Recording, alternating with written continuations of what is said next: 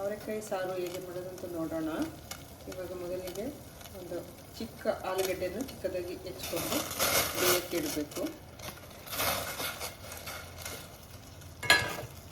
ನಂತರ ಇಷ್ಟು ಅವರೆಕಾಯಿ ತೊಳೆದಿಟ್ಕೊಂಡಿದ್ದೀನಿ. ಜೊತೆಗೆ ಒಂದು ಸ್ವಲ್ಪ ಉಪ್ಪು, ಒಂಚೂರು ಅರಿಶಿನ ಹಾಕಿ ಬೇಯಿಸ್ಕೊಳ್ಳೋಣ.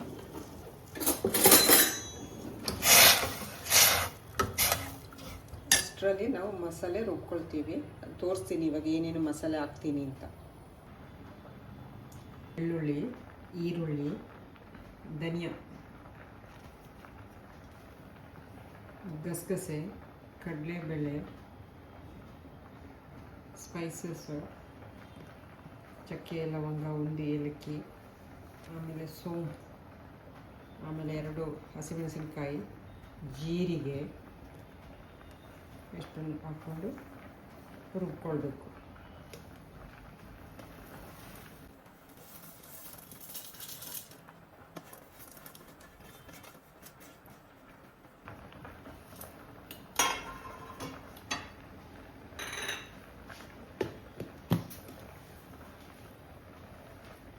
ಇವಾಗ ಸ್ವಲ್ಪ ಬಾಣಲಿಯಲ್ಲಿ ಎಣ್ಣೆ ಹಾಕ್ಕೊಳ್ಳೋಣ.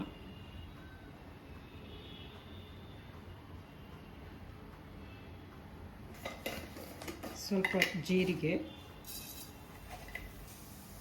ಇಂಗು, ಕರಿಬೇವು,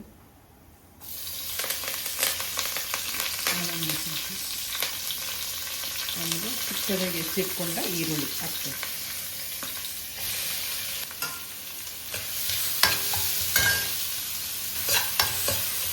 ಚೆನ್ನಾಗಿ ಬಾಡಿಸ್ಬೇಕು ಒಂದು 2 ನಿಮಿಷ. ಅದಾದಮೇಲೆ ಕಟ್ ಮಾಡಿ ಇಟ್ಕೊಂಡು ಟೊಮೆಟೊ ಹಾಕ್ಕೊಳ್ತಾ ಇದ್ದೀನಿ.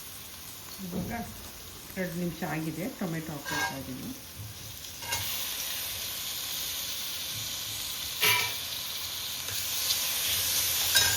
ಟೊಮೆಟೊ ಬೇಗ ಬೇಯಿಸಿ ಒಂದು ಚಿಟಿಕೆ ಉಪ್ಪು ಹಾಕ್ಕೊಳ್ತಾ ಇದ್ದೀನಿ.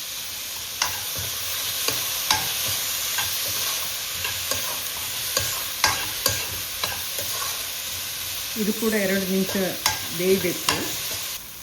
ಈಗ ಆಗಿದೆ 3 ನಿಮಿಷದಷ್ಟು ನೋಡಿದೆ. ಇವಾಗ ರುಬ್ಬಿಕೊಂಡ ಮಸಾಲೆಯನ್ನು ಸೇರಿಸ್ಕೊಳ್ತಾ ಇದ್ದೀನಿ.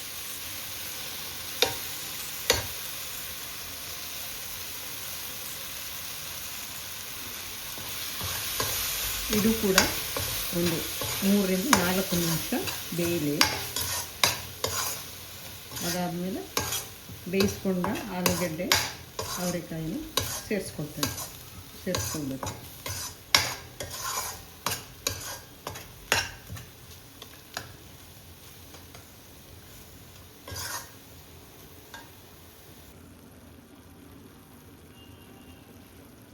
ಇವಾಗ ಆಗಿದೆ. 4 ರಿಂದ 5 ನಿಮಿಷ ಬೆಂದಿದೆ ಇವಾಗ ಮಸಾಲೆ ಚೆನ್ನಾಗಿ. ಈಗ ಬೇಯಿಸಿಟ್ಕೊಂಡ ಕಾಳನ್ನು, ಅವರೆಕಾಯಿ ಮತ್ತು ಆಲೂಗಡ್ಡೆ ಸೇರಿಸ್ಕೊಳ್ಳೋಣ.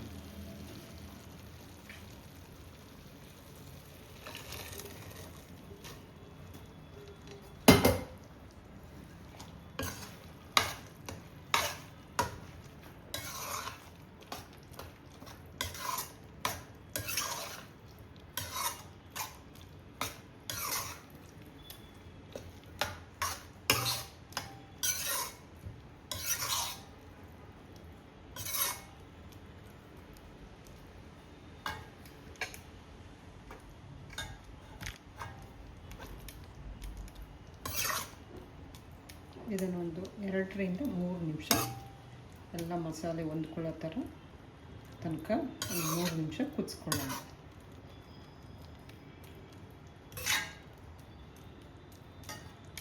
ಇದು ಚಪಾತಿಗೆ, ಬಿಸಿ ಅನ್ನಕ್ಕೆ, ಪೂರಿಗೆ ತುಂಬ ಚೆನ್ನಾಗಿರುತ್ತೆ.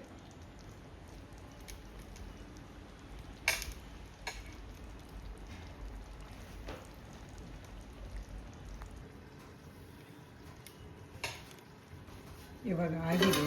ಇವಾಗ ನೋಡಿ ಚೆಂದ ಮಸಾಲೆ ಎಲ್ಲ ಹೊಂದ್ಕೊಂಡಿದೆ.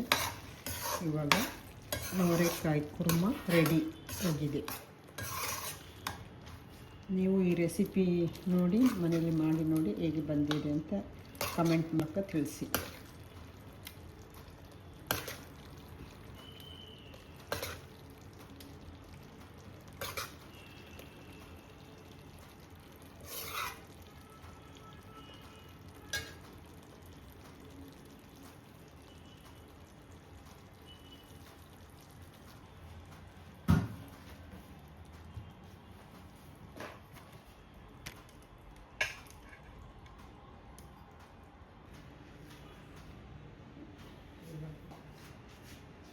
ಕೊತ್ತಂಬರಿ ಸೊಪ್ಪು ಉದುರಿಸಿದರೆ ಚೆನ್ನಾಗಿರುತ್ತೆ ನೋಡಿ. Vegetable kurma ready to heat.